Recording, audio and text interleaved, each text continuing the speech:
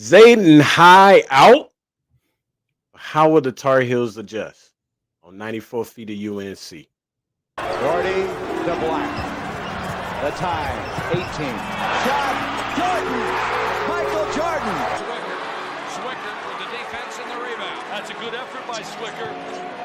Stackhouse streaking in on Park. Rebound stuck is good, and he gets fouled by Park.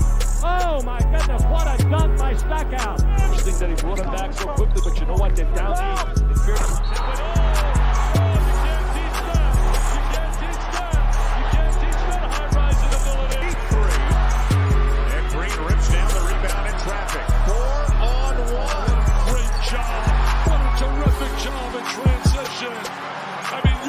The glass no good.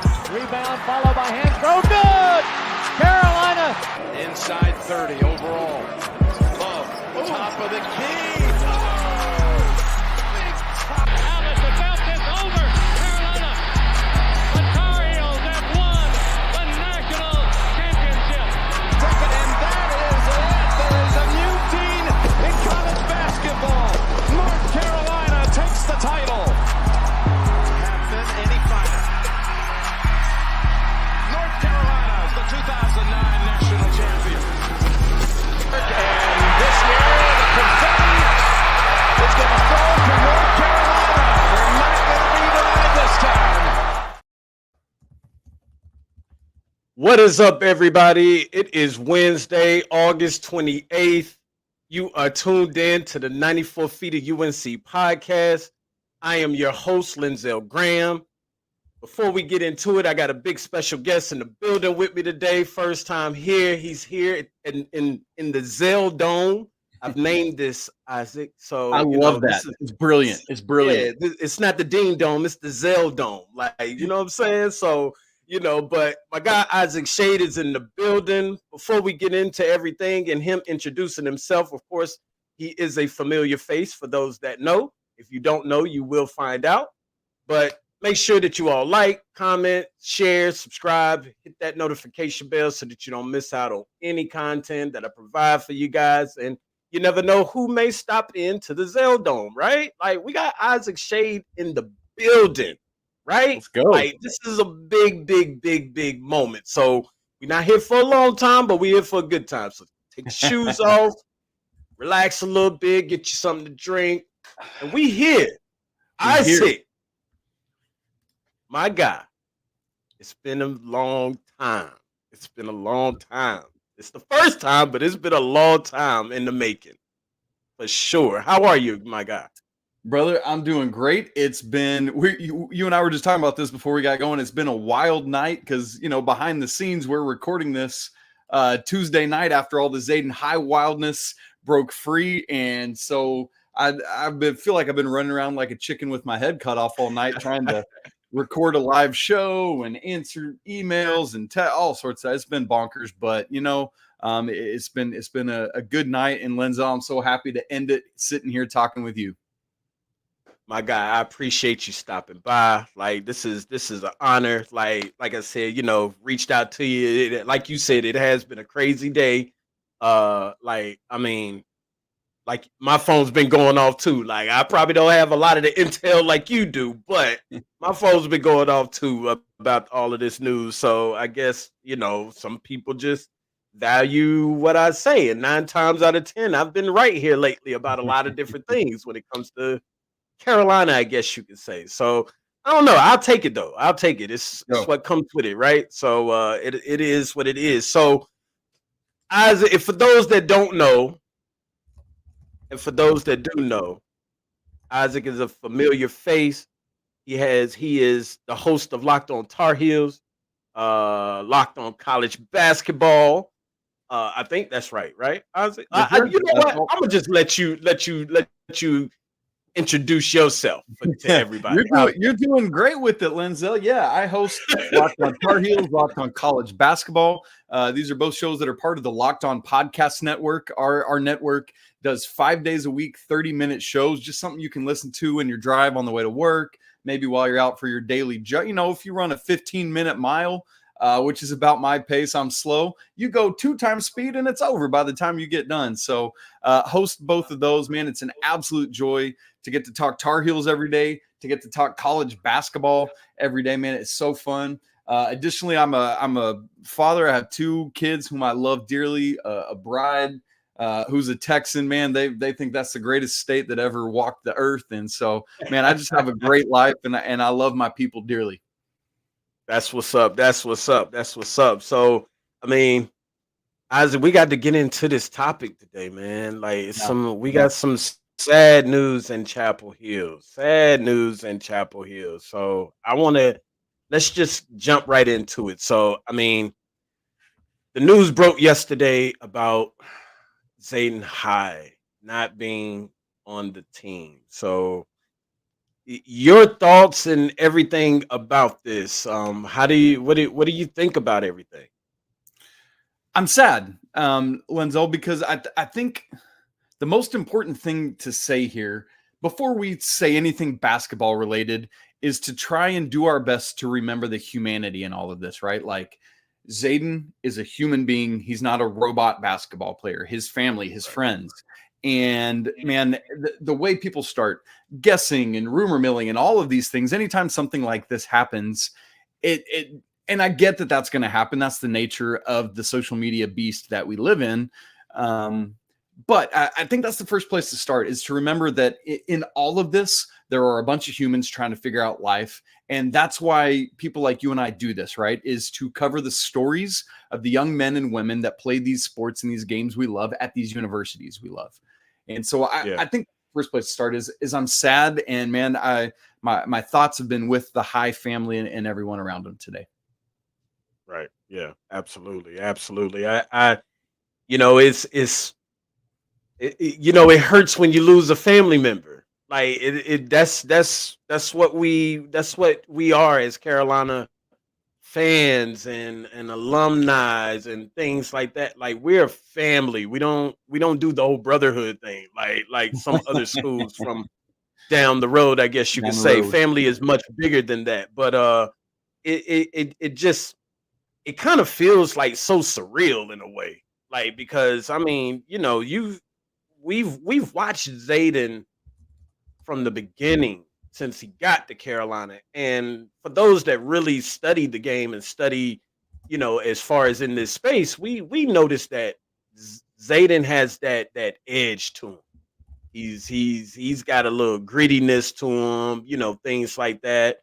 Wasn't really able to express things on the court like that because of foul trouble and things like that. But if you ever watched him on the sidelines, he was always there rooting for the team, like, no matter what the situation was. So, it just hurts me because I really wanted to see what he was going to be able to bring this year, jumping into his sophomore season. So, but what about you? What are some things that you may have noticed about him and everything?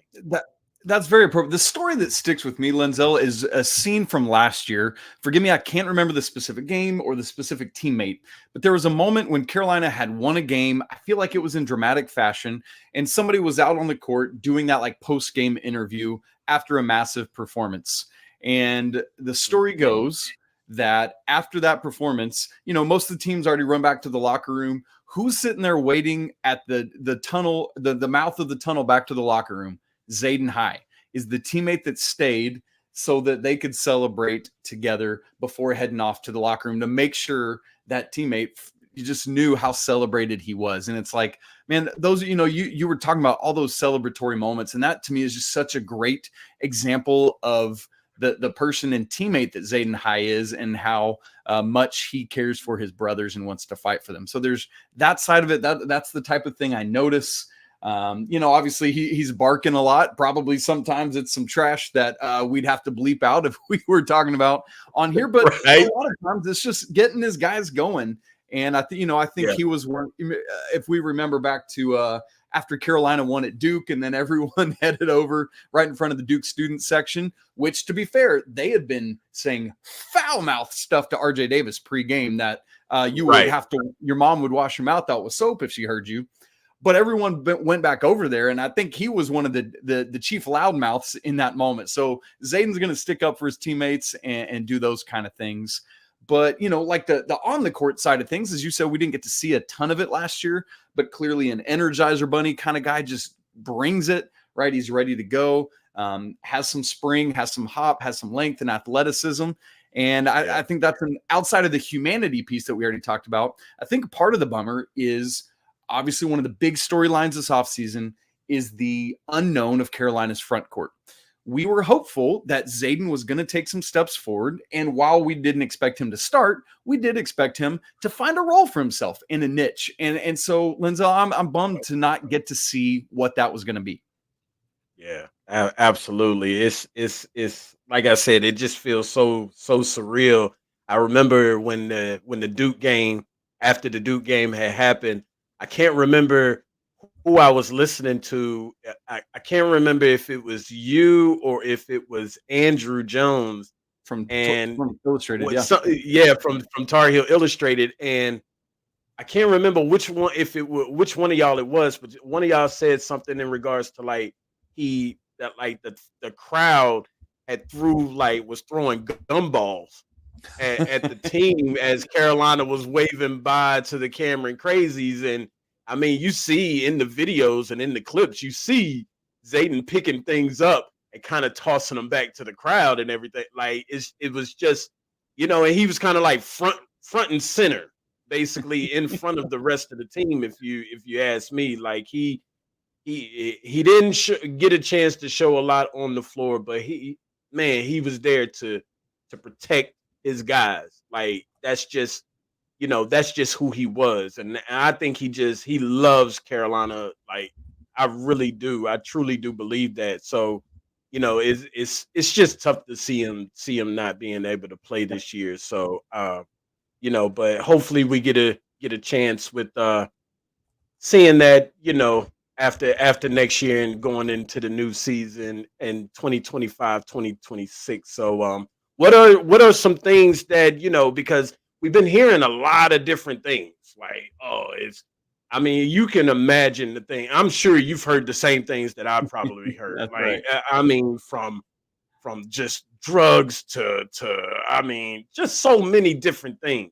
Like, and we don't know what it is, and you know, whatever it is, that's their personal business, and we respect that as we should. But what are the things that you may have heard in regards to him redshirting, or you know, because some people are saying that he's not coming back. I've heard people say that he's going to Cincinnati to play with West Mill. Like, so what are some things that you may have heard? It's so many different things going around. You know how the media is. Absolutely. So, yeah. Everyone's going to speculate. That's just part of what happens in situations like this. Mhm. Because I actually learned this information on Monday afternoon and sent it out to our Locked on Tar Heels insiders. So Lenzel got in on that information a little bit early. And basically, here's what I know at this point. Zayden is not enrolled at Carolina this semester. The plan as of right now, because Lenzo, we know like plans can change, right? At a moment's notice. So we just got to recognize that as a reality. But as of now, the plan is for him to be back as a student this spring, 2025, and that he will not play basketball and would be back on the team next school year, as you said a little bit ago, 25, 26, and would have 3 years of eligibility left. The verbiage that's been used to me is that he will redshirt. I don't know if that's appropriate language or not, just given like how it fits with redshirt things. But what's been told to me is that he will have the 3 years of eligibility left. And in terms of the speculation, I don't think we're at the appropriate place or time yet to come out with anything. But I can say this much, that there is no legal trouble that Zayden High is facing, right? Like that's not anything we have to worry about, but it is related to an off the court issue. And that's just, like you said, we want to just respect and honor their family and the Carolina basketball family as well, because if we don't need to dig up things, then let's not bother with it. So that's where it sits as of right now. Yeah, I totally agree with you.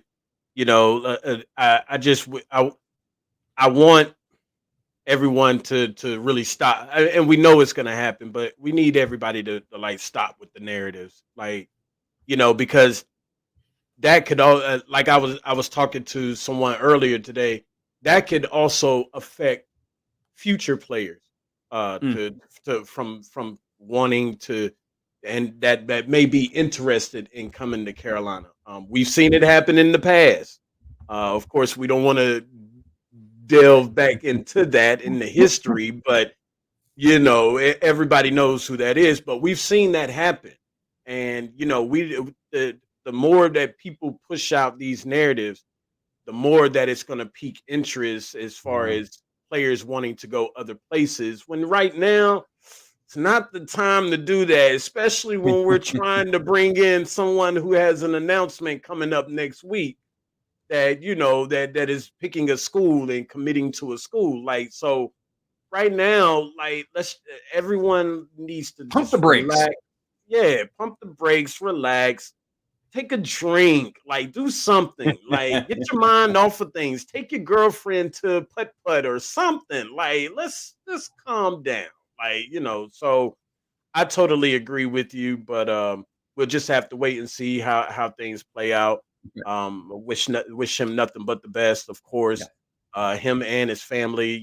We hope that everything goes well, and we'll just wait it out. It's a Yeah. waiting That's game. right. We're used to it, right? That's right. We are. Yes. Our thoughts go to Mike and Tani, his mom and dad. Good Yeah, people. And so yeah. yeah, that's for So, sure. And then so obviously, go go ahead. ahead. Sorry. No, no, no. Go ahead, please. I was just gonna say, obviously, then there's ramifications for what it means for the front court and the rotation and the team, and so we're gonna have to figure all that out as well.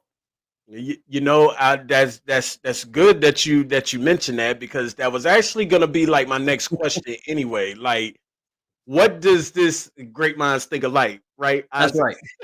That's right. But what does this mean for how does Coach Davis adjust to this moving forward? Well, obviously Zayden is a front court player. We know that Carolina's backcourt is absolutely loaded, and that's what they're going to rely on already this season anyway, between RJ Davis and Elliot Cadeau and Seth Trimble coming back and bringing Ian Jackson in. We expect Drake Powell and Cade Tyson might be more playing the three, maybe even some small ball four, but they might have some minutes, down at the three, some like that. But I think at some level, because of the lack of an Armando Bacot type player, the front court is such an unknown entity that we just don't know what's going to happen with it. And so we Right. had, in addition to Zayden, Jalen Washington, Jalen Withers, Van Allen Lubin, recently Tyjon Claude, and James Brown, the other freshman coming in. That's 6 front court dudes, all of whom we don't really, at some level, are unknown entities. Right. And so you kind of like covering your bases a little bit. Like, hey, we've got these 6 dudes. Let's throw it against the wall and see what sticks. So Right. there's that on one hand.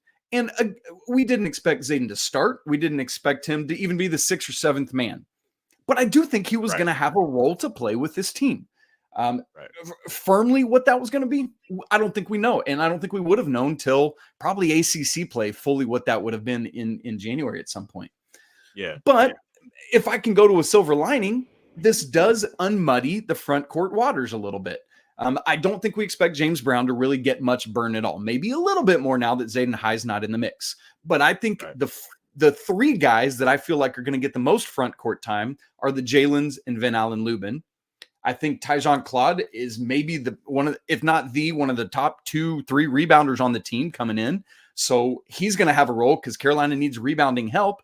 And then we just have to consider, are Cade Tyson, is Drake Powell going to play any time at the 4, which I kind of have projected as my starting lineup with Cade Tyson at the 4 right now. And so I think that might help it too. But it just throws all of this front court into a little bit of, I guess it's unmuddied a little bit.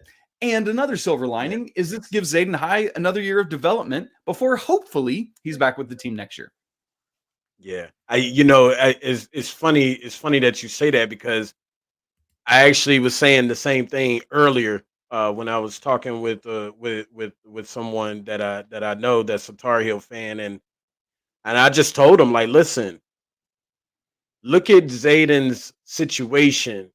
Well, not the situation more so, separate away from the situation, but when it comes to the team, look at it as it could possibly be a positive thing, mainly because of the fact now Coach Davis doesn't have to worry about the transfer pressure. I guess you could call it because a player, that like you said, the front court we had you had Lubin and High and Brown and Washington and Withers and Tyson, like six guys. And if you want to throw Powell in there, that's another one. So now you're up to seven guys to where the front court was just loaded and a little bit congested. To where now it kind of opens up a little bit to where you won't at the end of this season, you won't have to worry about like a turnover ratio, I guess you could say, like high turnover uh ratio, Yeah. whatever we want to call it basically. But like you said, Turnover Brown being a percentage. Yeah. development player, uh Washington, of course, he's gonna get his minutes. I think that really now moves Claude into the backup center position.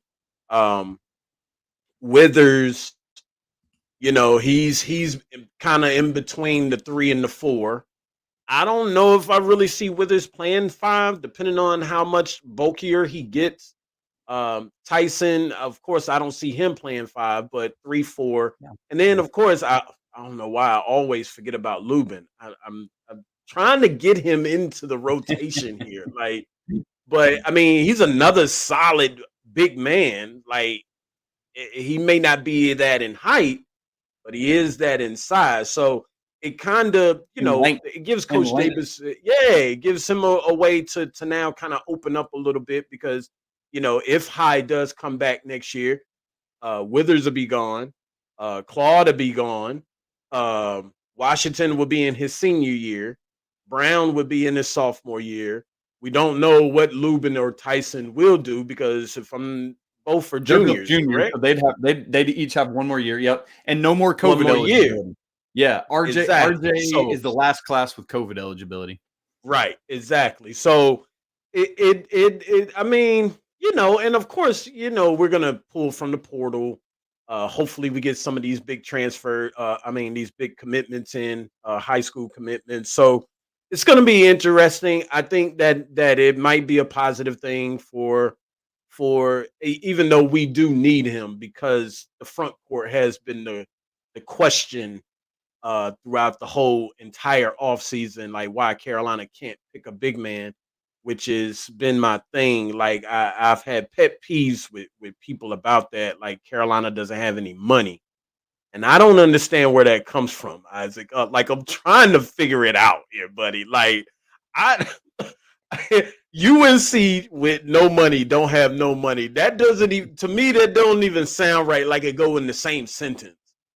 Like that's like saying Duke don't have a U in the word Duke. Like I It don't doesn't. I don't know. It doesn't. It's spelled DOOK. It doesn't have a U. Okay, I got you. It don't have a D in it. How about that? There you Like we'll just do it like that. But yeah, so but that's a whole nother topic. Like that, I mean, we can probably discuss that away from here and at a later date. But I do think that it could be somewhat of a positive thing because it's not so congested and now you don't have to spread out and figure out how you're going to spread out those minutes. It makes it Yeah. a little bit more tighter, I guess you could say, maybe. Yeah. So uh, I don't know. I don't know. It's tough. It's tough to try and figure that out. We don't know what Coach Davis is gonna do, but hey, he's got the flexibility to really work a lot of lineups this year. Yeah. So Absolutely. yeah, so we'll see what happens or whatever. So let me ask you this: I heard the episode yesterday, and I wanted to ask you because I heard it with you and Coach Rob. Shout out to Coach Rob, Buffs, for Yes. sure.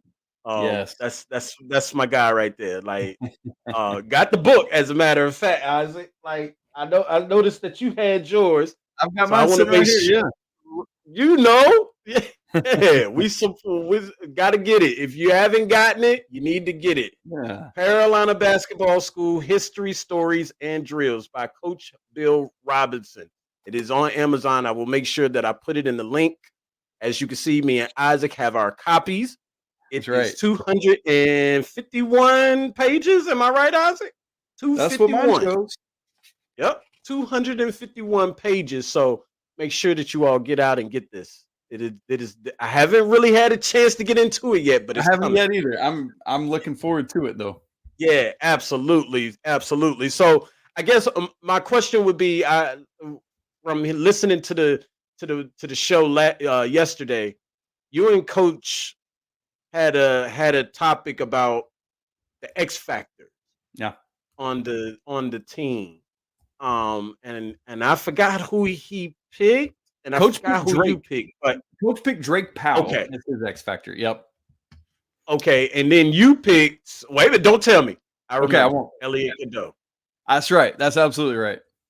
Okay, so now tell me why you pick Elliot.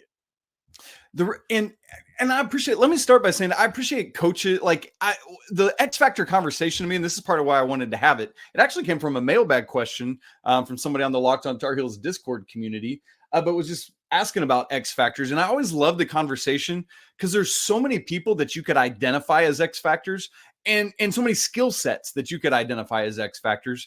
And I also like that people define it in different ways. So, for example, Coach Rob said he likes to define an X factor as a non-starter, as somebody that's going to come in and affect the game in a different way. So he's projecting Drake Powell to not start, and that Drake Powell would come in and, because of his varied skill set, can help win games in a multitude of different ways depending on what a certain game needs.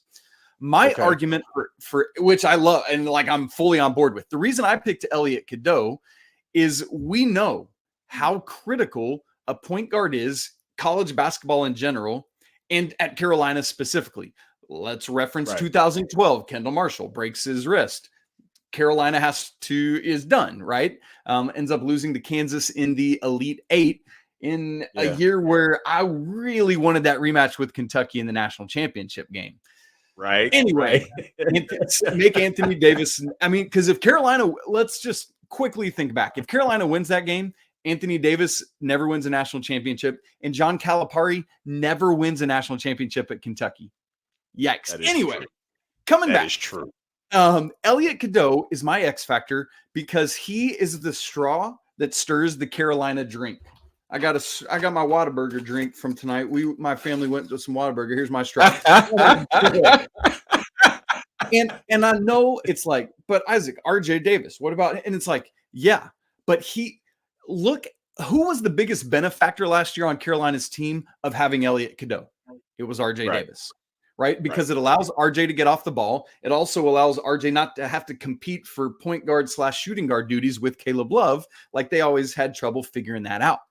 With Elliot, man, it's so clear and defined. I'm the one, you're the two.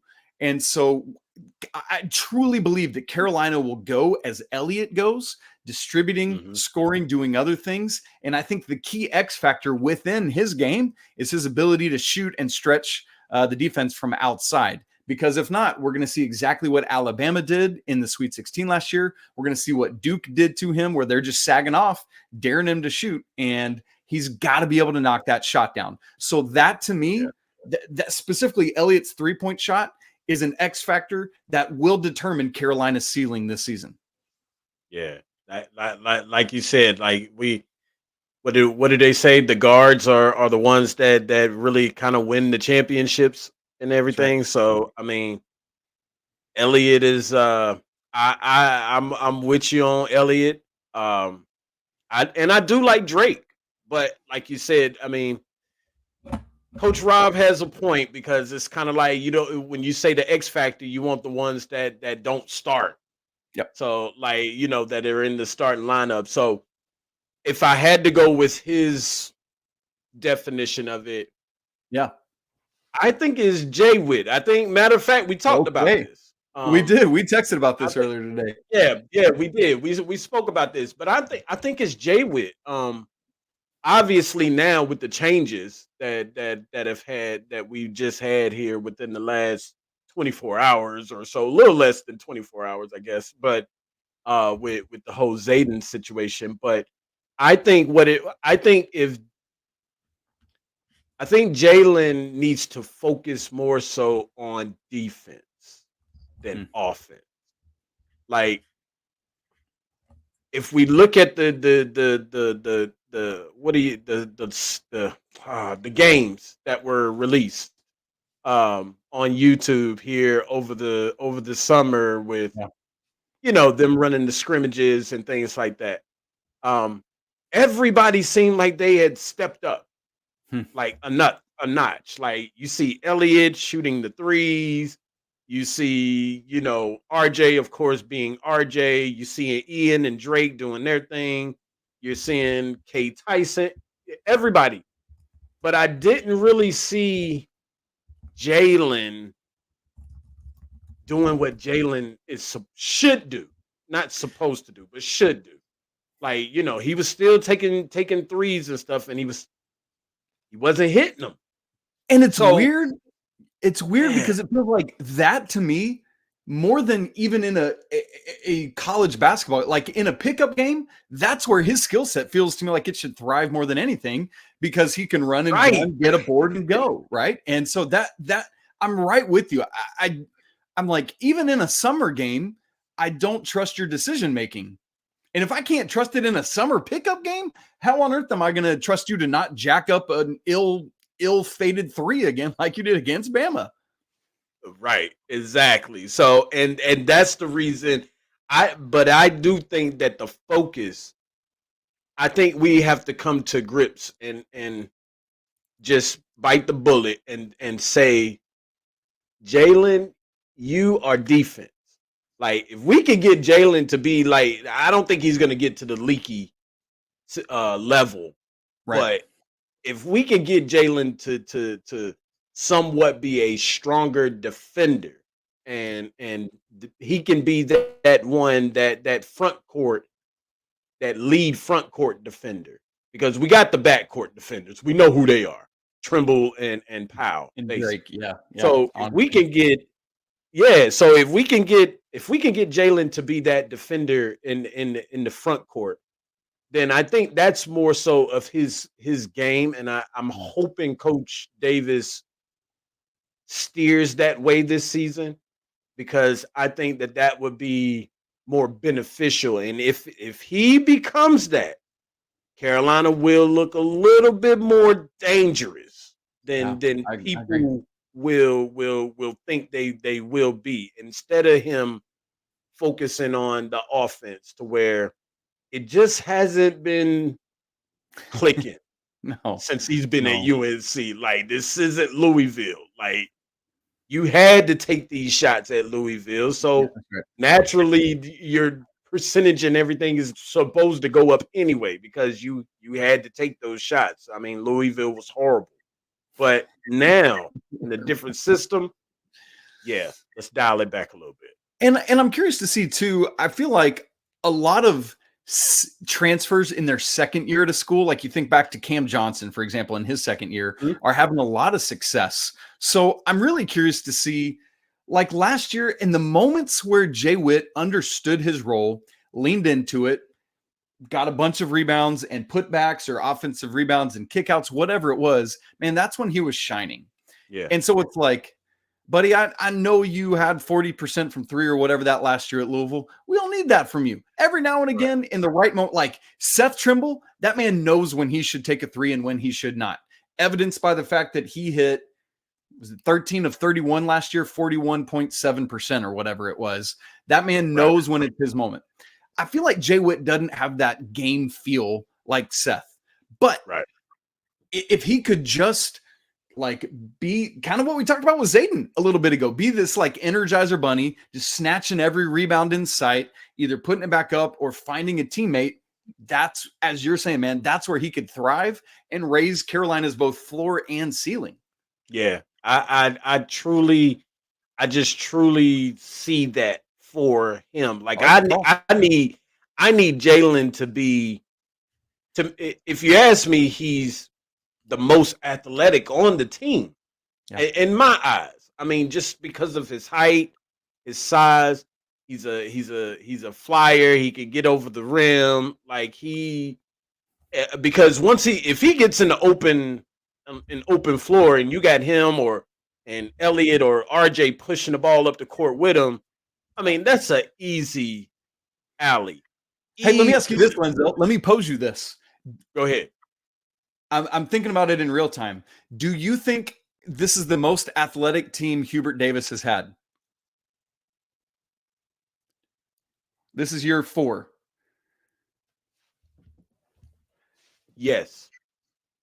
I think I would agree. I haven't fully thought it through, but like what you're saying about Jay Witt, Ian, Drake, Seth, I mean, it's wild. And it's a whole different type of front court player that Carolina has too. And they're going to be more athletic than your Armando Baycots would be. Yeah. And Harrison Ingram isn't crazy athletic. He's like that old man YMCA player, right? He's got that energy. But as I'm thinking about it, I think this might be Hubert Davis's most athletic team in these 4 years. I totally,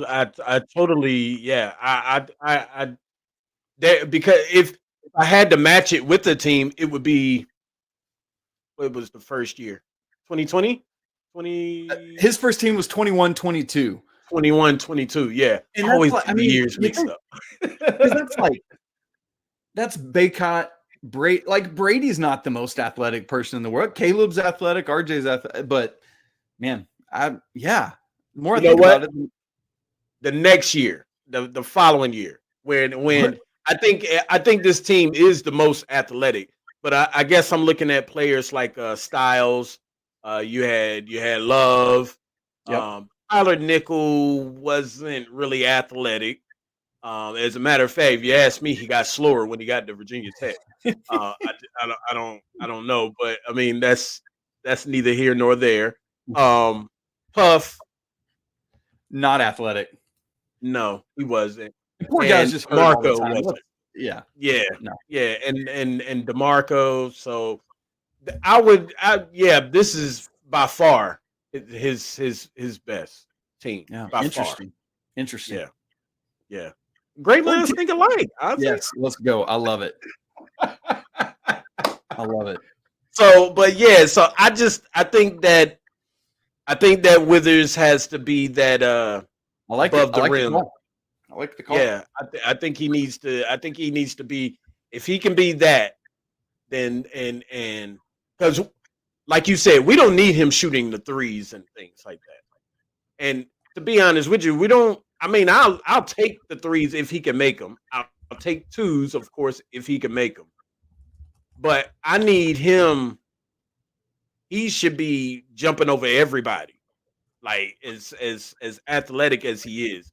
He should be finger rolling it off the glass. He should be doing all of that. Like there's no reason why Seth Trimble, who is 6'3", more athletic than Jay Witt. To me, that's backwards. Now, that's not taking anything away from Seth, because I love Seth. I think Seth is amazing, and I think he got his hands full being the lead defender this year with Drake. But that's neither here nor there as well. But I mean, Jay Witt has to. He's really got to step up now. I mean, honestly, no ifs, ands, buts about it. I mean, so we got to wait and see. We got to wait and see how that's going to go, Isaac. I'm excited for this season, but of course, we got a little bit of heartbreak. But I mean, I'm still excited for this season. I mean, just college basketball as a whole. Like they put up a post today about the 20th biggest games of the season. Like, I mean, man, there's so many games. Like, Duke and Kansas, Carolina and Kansas, who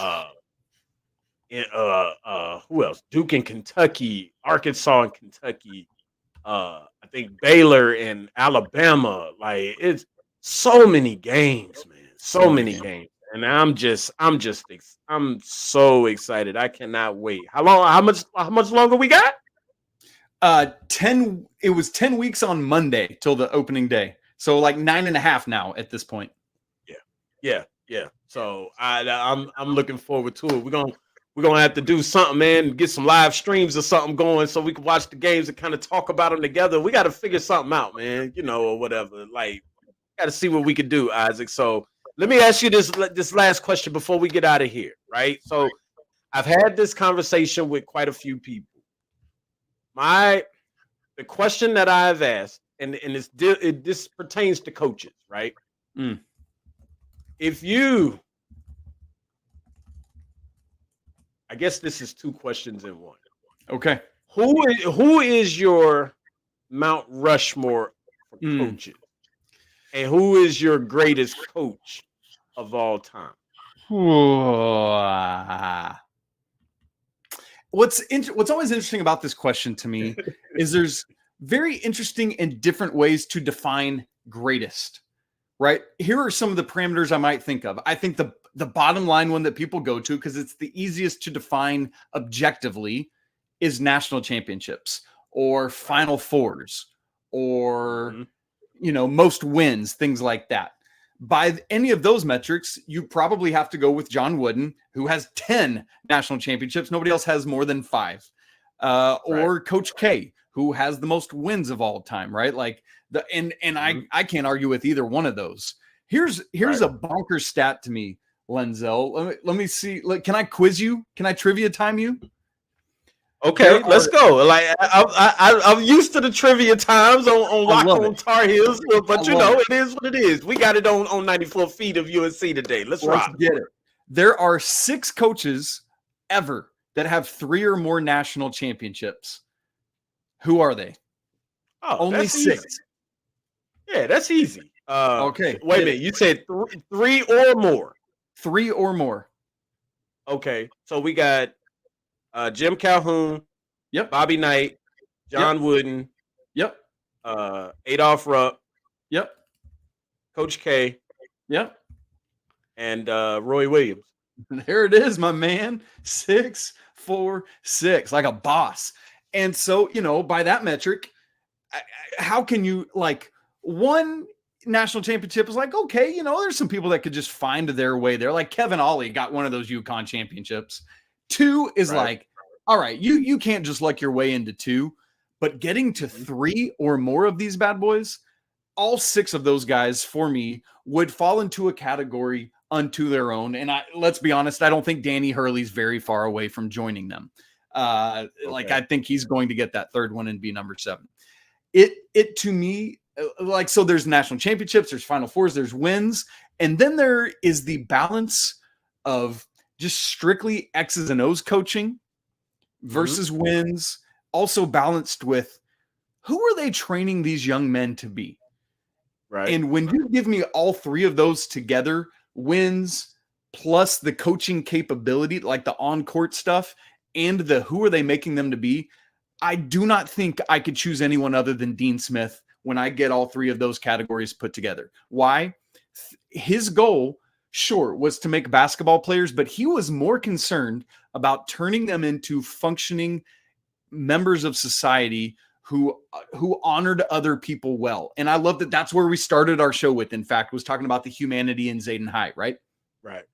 That is Dean Smith to a core. But also, he is credited with being one of the most mind-blowingly ahead of his time coaches ever, right? Like this man was looking at points per possession when people were still using an abacus to figure it out. Not really, but you know what I'm saying? Like, it's that kind of stuff. Like he was so far ahead of everyone else on that.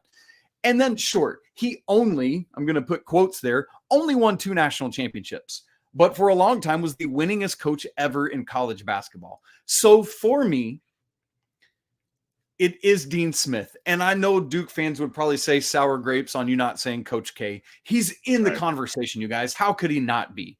But to me, it would probably come down to Dean Smith or John Wooden, because I think John Wooden, espoused a lot of those exact same principles that we know to be true about Dean Smith. Cared so much about who these guys were as humans, obviously won a crap ton of games, and obviously was a great X's and O's coach. And then, so I would put the two of them on my Mount Rushmore. I got to put Coach K up there, man. It's hard, but you can't deny it, in my opinion. And but above Coach K, even, I would have Roy Williams as well. And that's even crazy. That's so crazy to think about, that half of a Mount Rushmore could be two coaches from the same school. But when you take everything from Kansas and everything from Carolina, and how on earth did he not win a championship at Kansas? I still don't understand that. But I'd have to have Roy Williams on there. And then, all due respect to these other names we've mentioned, of guys like, I don't know, who would I be leaving off that? Like Bobby Knight, Adolph Rupp, some of those other people, but it's just, those would be my guys. And obviously we got to think about Dr. Naismith. And I think if we were talking modern coaches who are still going, you're thinking about Tom Izzo and Bill Self and some guys like that. But yeah. That's for me. Where are you at? What's your answer? Disagreements? So what I've come to realize is, yes, sure, Adolph Rupp, John Wooden, and probably even Bobby Knight were all before my time. Yeah. So I kind of, sure, they have the accolades, they got the championships, they got the wins, they got everything. But I have to remove them from the list because that wasn't my era. That's like me saying Wilt Chamberlain was the greatest player of all time, and I never watched the man play. Like, I get that. So I removed them. So if I remove them, then I have Dean Smith, Coach K, Roy Williams, and Calhoun. Okay. That would be my four. As far as the greatest coach of all time, hands down is Dean Smith. I don't think nobody can even really argue that, because I don't think a lot of people even really understand how Dean Smith changed the game of basketball too. Not just college basketball, but basketball as a whole, period. The NBA. I mean, you see players pointing at each other now because the player threw the ball, a player threw the ball to him. He points at him or whatever, like, thank you or whatever. That's Dean Smith's mark. Right. Like, that's right. Bringing in Charlie Scott, like, that monumental. I mean, and I forgot, because I was speaking to a friend of mine from New York, and he even brought it to my attention and reminded me about the time that Dean Smith jumped on Maktar Jai in practice or in a game or something a long time ago. And as he was talking to Maktar had like his head down, and Dean was basically telling him, like, listen, lift your head up when I'm talking to you, basically, and everything. So what happened was he sent Bill Guthridge over to where Maktar was from, and Bill Guthridge stayed over there for like a week or so to learn Maktar's culture. Wow. And he found out that that this is how they show their I don't know the word that I want to use, but this is how they show that, okay, they kind of accept the discipline, or and things like that. They may not look at you, they may put their head down, but they understand. Like, and that was just a remarkable story, that just shows that he cared. I mean, to send Bill Guthridge all the way over to Africa to Maktar's home for him to study his culture says a lot. I've met that anecdote. I did not know that story. Yeah, so maybe I might have to do like Coach Rob and do some story times too, Isaac. Like, you know what I'm saying? Like, Yeah. But I forgot all about that story when my friend mentioned it to me, like in regards to how that all happened. But those would be my four. Dean Smith would be my GOAT. I put coaches on tiers. To me, there's like God tier, top tier, mid tier, bottom tier. Of course, Dean, Coach K, Roy, anybody with 3 championships and up, like you said, they go on that God tier level. The top tier would be like your Bill Selfs, Billy Donovans. Who else got 2? Jay Wright. Jay Wright. Yep. Jay Wright. What does John Thompson? Does he have 2? I think it's just 1. I think it is just 1. But those are like the mid tier, like Bill Self. Like, Pitino. We haven't said Rick Pitino. But they took 1. Yep. I still count it from them. Yeah. You would just because of the longevity of Pitino. If he was a new coach, like, yeah. Yep. And he's a great, he was like Scott Drew. Yep. Yeah, yes. Exactly. Like if he was like Scott Drew, Tony Bennett, like one of these younger coaches, then I would maybe see taking that away from him or something like that. But you got to give it to Pitino. But everybody else, you're on the bottom. Yeah, let's get a lot of coaches. Mark Few a championship. Can we get Mark Few a championship at some point? No. No. I'm sorry. When you know when we can give him one? When Gonzaga gets out of the WCC. That's right. They got to get out of there. Like every year, Gonzaga is always in that top 10 or preseason and all of that and stuff, but they never play nobody. Like, what are we doing? And I'm gonna be honest with you. You know who's starting to become like them? They're the new Gonzaga, Houston. Sorry, but you got all of this talent for so many years here lately, and you can't even make it to the Final Four. Like, what are we doing? Like, I just don't understand certain things. Like, I look at things from a reality standpoint. You know what I'm saying? Like, and I think they make the Final Four last year if Jamal Schade doesn't get hurt, though. I do agree with that. I do agree with that. Because that was the bracket. Like they would have beat Duke, and then they would have beat NC State. I don't think, all due respect to what NC State did, that was a crazy run. But with a healthy Jamal Schade, Houston's in the Final Four. But absolutely, it didn't happen. I agree, right? And that's the tournament. Exactly. So but some of these other coaches, I don't want to. Sure, they're going to go down in the Hall of Fame. I mean, it is what it is. We can't stop that. But if you ask me, one championship, and you've been coaching 20, 30 years, whatever the case may be, and you only have one, something's wrong there. Is the Izzos, the Caliparis, the Boeheims. I mean, shall I keep going? Like, what are we doing, man? What are we doing? The Tony Bennett's, but you ain't been coaching 20 years. But still, Tony Bennett, Scott Drews. What are we doing? I just can't. So it is what it is, man. I just had to ask you that, but we agree.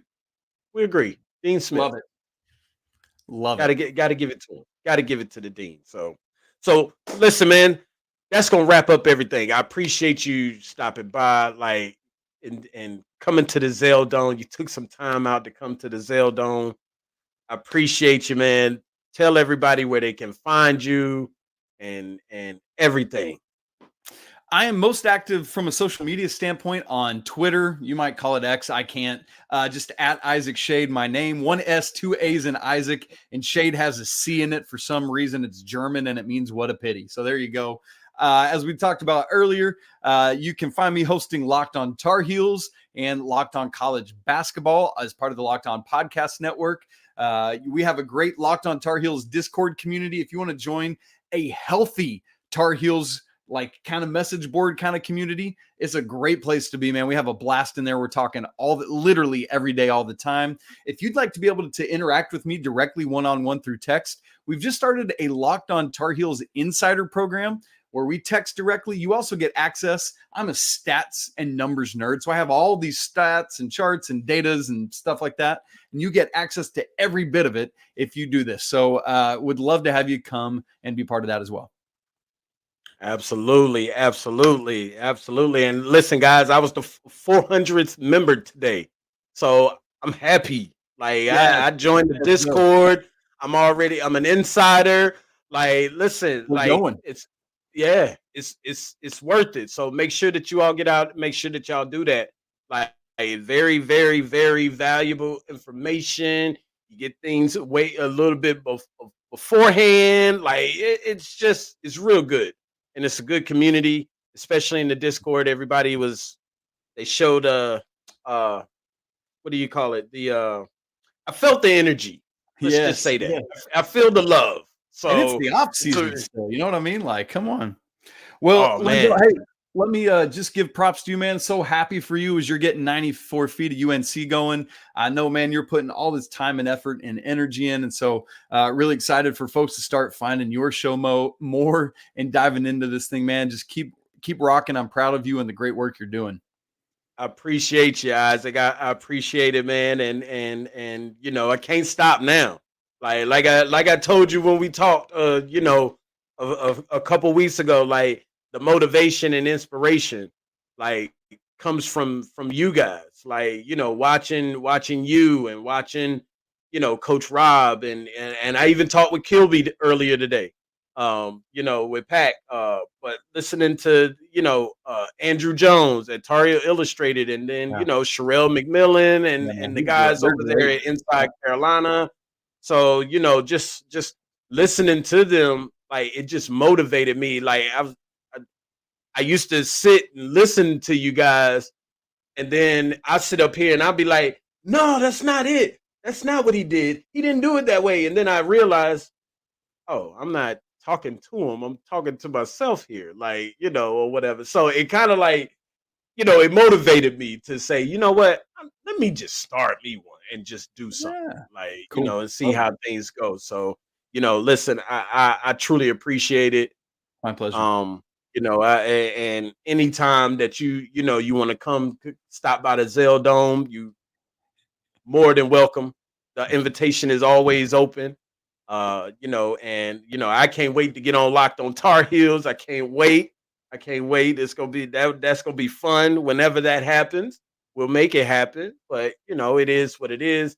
But yeah, man, I definitely appreciate the support and everything that you've shown, and you know, you've kind of really accepted me, and that makes me feel good, man. So big shout out to you for that. Like, you know, salute to you.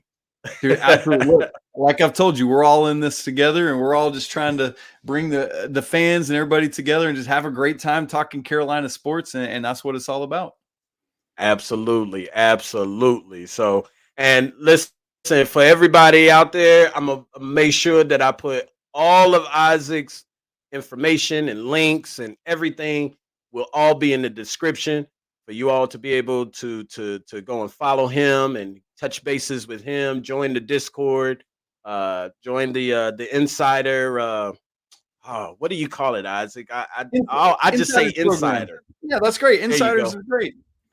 Yeah, there you go. Just enjoying the insiders. Make sure that you all pick up Coach Rob's book. As a matter of fact, just to throw a little sneak peek out there, Coach Rob's will be in the Zell Dome in a couple of days. I was able to reach out to him. He will be here. He will be stopping by. Going to talk about this amazing book that I'm sure he has put in a lot of work into it. So we're going to chop it up with him and see how things went in the process of doing that. So other than that, Isaac, I appreciate you. Appreciate everybody for watching. 94 feet of UNC. And until then, catch y'all on the next one.